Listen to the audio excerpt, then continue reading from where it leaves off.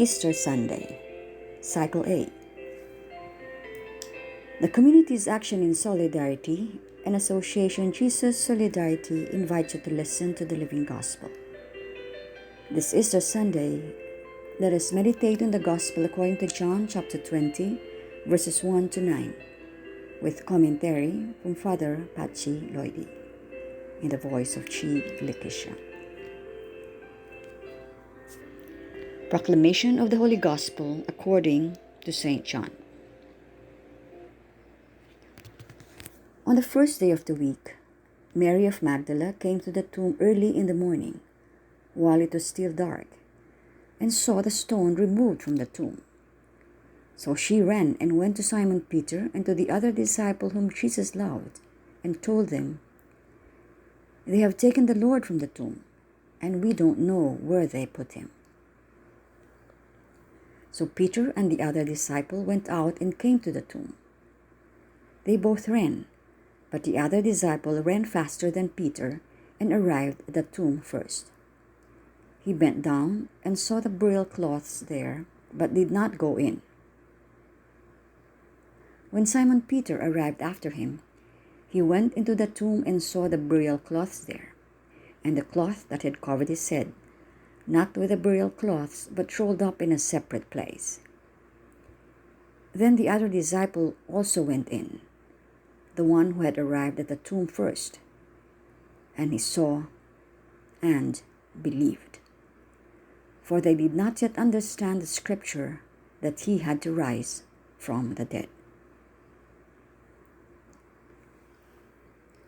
The word of the Lord. Father Patxi's commentary. Loving greetings, dear friends of the Living Gospel. Greetings and congratulations on this great day of our salvation.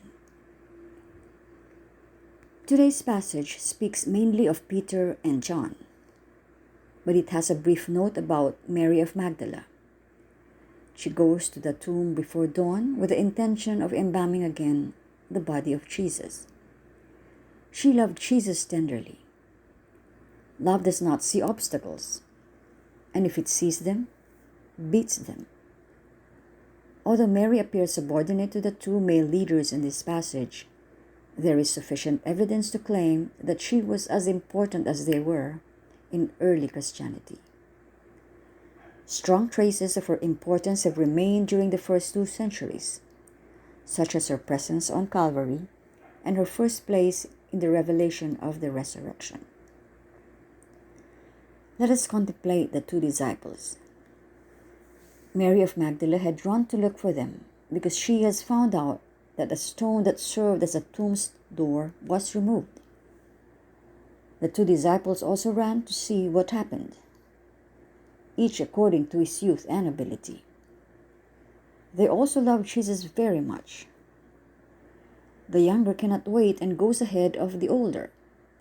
But when he reached the tomb, he did not go in. Only when Peter arrived did he go in. Did the younger give preference to Peter for being the older? Is it because Jesus has given Peter the authority? This is a great lesson during times when authority is unacceptable. They are both inside the tomb, impressed by what they were seeing.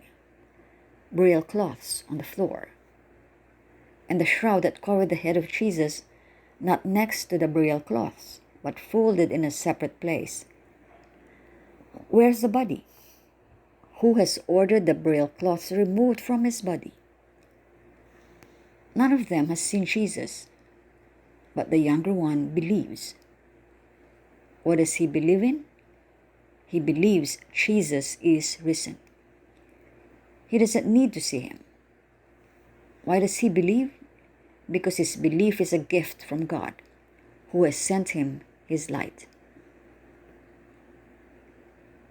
And he is not the more important of the 2. The 2 disciples deserve our full respect, but not for their faith or holiness. Faith and holiness are not linked to them, but to the gift of God and to the human response to that gift. In this case, the one with the least power has believed. Jesus' resurrection signifies not only the triumph of life, but also the triumph of the gospel. The lost ones are the first. In the community of Jesus, the most important are those having the least power. So we had taught it, and his resurrection confirms it. The resurrection of Jesus means not only the triumph of life, but also the triumph of what is considered abnormal today. But we must make it normal. This is one of the great novelties of Easter, which fills us with immense joy. The last ones are the first. Prayer. The dawn of Mary Magdalene. What are you doing, woman? What dangerous daring has stolen your senses to come out of your confinement at such hours, when night rules, and not even the sun dare to appear in public without fear? Where are you going? Don't you know that bandits and thieves are lurking and await the unwary walker to steal her hopelessly? Where are you going before the dawn of day? How much are your incense, fragrances, and perfumes worth? Don't you even think about protecting them? But love is daring. She loses her eyes and becomes blind. She sees only the beloved. And she throws herself into the middle of the street. If I closed my eyes to so many wasted vanities and opened them just for you, risen Jesus, love without restraint, hope of those who don't have hope, light at night, guide in the desert.